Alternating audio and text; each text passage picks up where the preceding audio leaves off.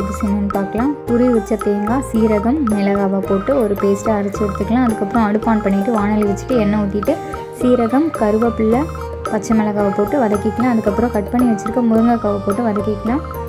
Cut பண்ணி வச்சு கேரட்டை போட்டு நல்லா வதக்கிக்கலாம்.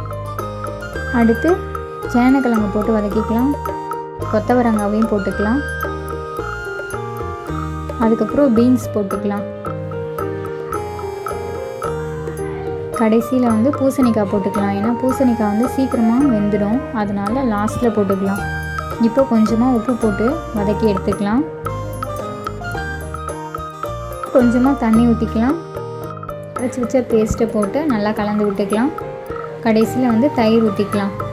இப்போ ஒரு 5 நிமிஷம் கொதிக்கட்டும். இப்போ நமக்கான சூப்பராக சுட சுட அவியல் ரெடி. வாங்க சாப்பிட்லாம்.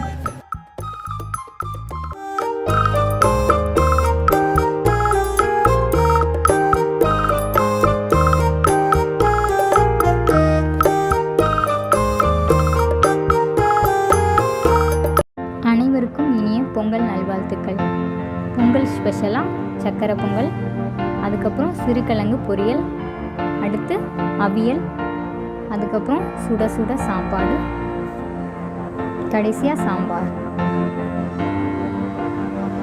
பொங்கலுக்கு இதுதான் ஸ்பெஷல்.